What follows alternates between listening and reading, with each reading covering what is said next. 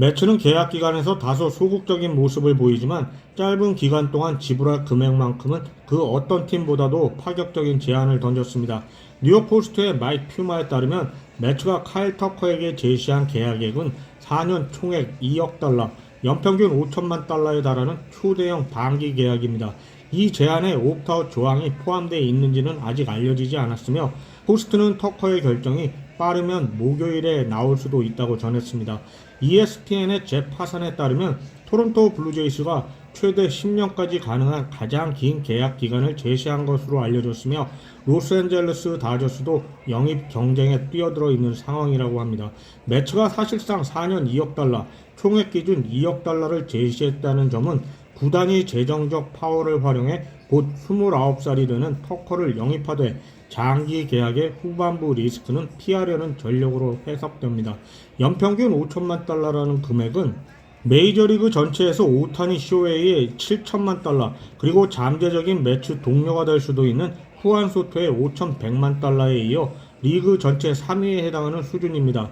MVP 투표에서 최고 순위가 5위에 불과했던 터커가 무려 3차례 MVP를 수상한 에런 저지보다 시즌당 1,000만 달러를 더 받게 되는 셈인데요. 이 정도 규모의 단기 고액 계약은 선수로 하여금 10년 장기 계약을 포기하게 만들 수도 있습니다. 짧은 기간에 최대치를 벌고 다시 한번 시장에 나가 더 큰 총액을 노릴 수 있기 때문인데요.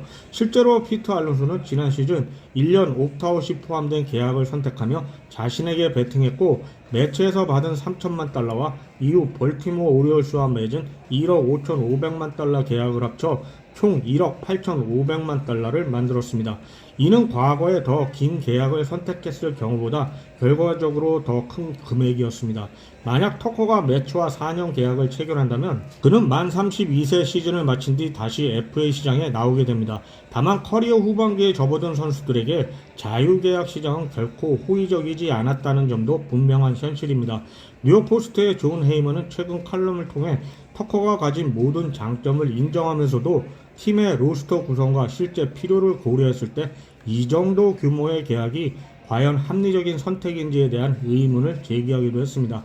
카일 터커의 자유계약이 마무리 단계로 향해 가는 가운데 토론토 블루제이스는 그를 향후 10년 동안 팀 타선의 중심에 묶어두려는 시도를 이어가고 있는 것으로 보입니다. 수요일 밤 스포츠넷 센트럴에 출연한 제 파사는 블루제이스가 잠재적으로 10년까지도 갈 수 있는 계약을 제시할 의지를 보인 사실상 유일한 팀이라고 밝혔습니다. 이 소식은 하루 전 팬사이드의 로봇 머리가 보도한 매치의 연평균 5천만 달러 단기 계약 제한 이후 나온 이야기이기도 합니다. 타사는 이제 매치가 그 수준까지 들어왔기 때문에 다저스도 가만히 있지는 않을 것이라고 말했는데요. 이어서 그는 터커가 무엇을 선택할지는 아무도 모른다. 큰 연봉을 원할지 아니면 장기 계약이 주는 안정성을 택할지가 관건이라고 덧붙였습니다. 아직 명확한 결정 시점은 공개되지 않았지만 파사는 이번 주 안에 결론이 날 것으로 예상했고 이는 매치가 최소한 목요일까지는 터커의 결정을 기다릴 것이라는 마이크 퓨마의 보도와도 일치합니다. 이번 오프시즌 최고의 자유계약 선수로 평가받는 터커는 2025 시즌 시카고 컵스를 포스트 시즌으로 이끌며 136경기에서 OPS 0.84에 22개의 홈런 73개의 타점을 기록했습니다. 그는 이 활약으로 개인 통산 4번째 올스타 선정과 2번째 실버 슬러그를 수상하기도 했습니다.